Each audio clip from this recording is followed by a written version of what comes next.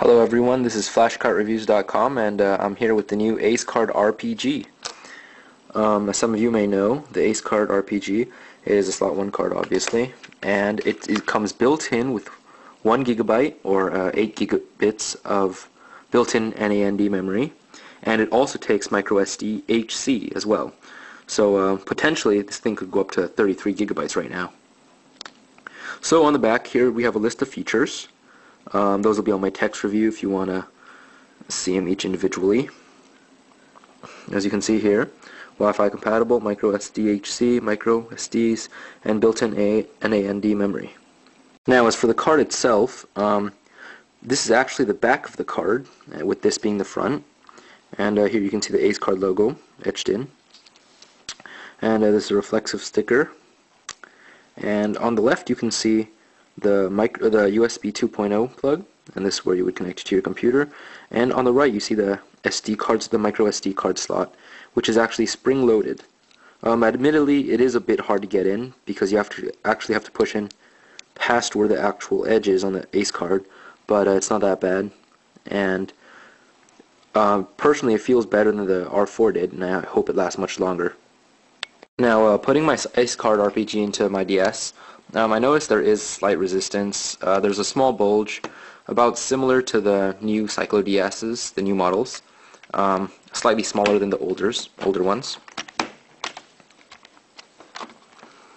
So we boot it up, and we're brought to the AceKard r.p.g. main menu.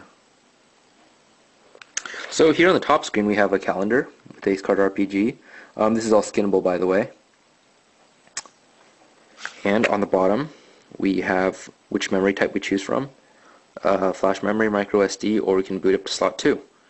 There's a little start button on the bottom, light options on the top screen, and a return button on the top left.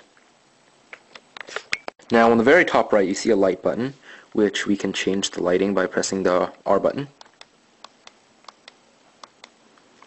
And we can always go up a folder by pressing the L. And if you see on the second to the left on the top, there's a little icon, and this blinks blue whenever the AceKard r.p.g. is saving.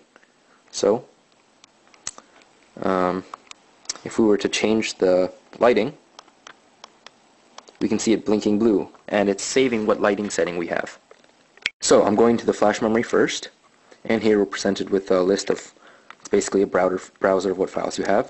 The __rpg and akmenu4.nds are part of the firmware, and here we have my ROM folder, and as you can see we have E-Train Odyssey and Worms Open Warfare.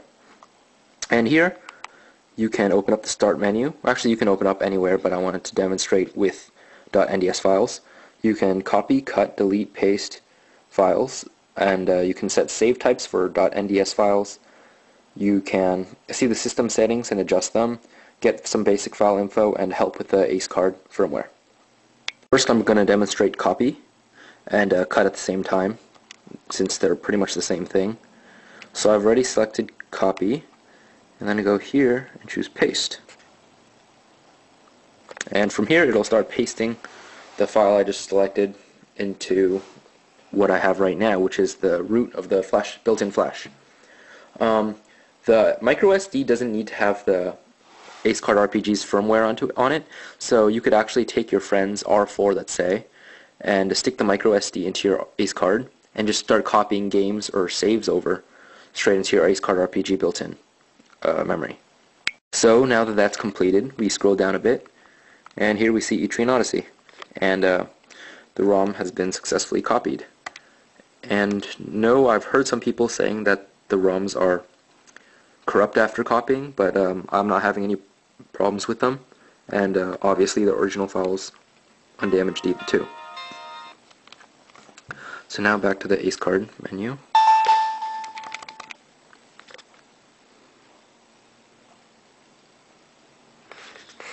And here's some more things. Oh, as you might have noticed, it booted up to the folder we last visited, which is rather helpful.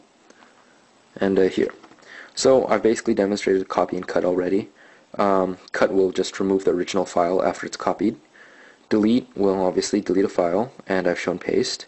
Save types can be manually set So if a new game is released where we don't know the save type and it cannot be automatically detected, we can set it manually. Although most games, if not all, can be automatically detected as of now.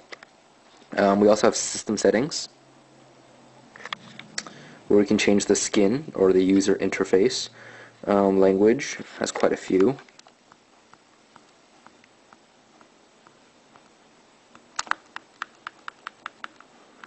And we can adjust the brightness, file list type, so we can only show NDS and save files and all files.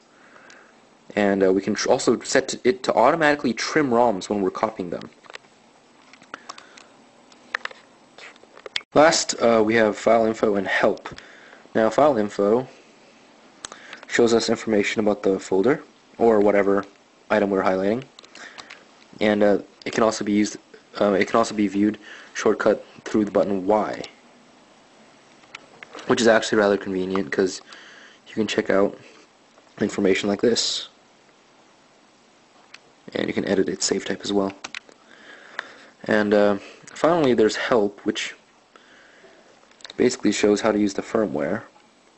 Not much here. Most of it's intuitive. A for yes, B for no, etc., etc. Now next we have the micro SD card. So this micro SD was actually taken straight out of my SuperCard DS1. So I have a bunch of folders in here already, and some unnecessary ones, such as, SuperCard shell, etc. But here's my ROM directory, and we're presented with a list of ROMs that were originally on SuperCard, and all of these will run just fine, just clean like that. Also, this is in the micro SD. We can copy and paste to the micro SD again, or to the flash memory built in.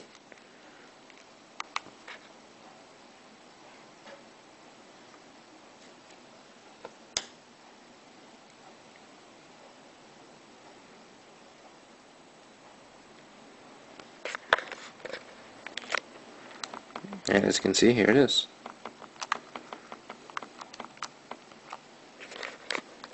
Now I want to go through all the button shortcuts, not that there are that many. Left button will bring you up a folder.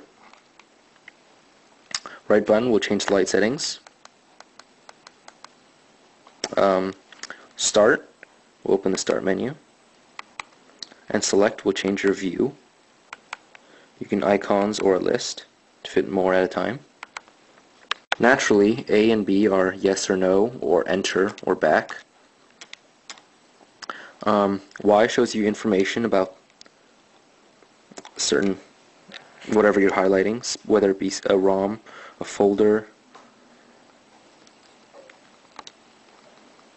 a game,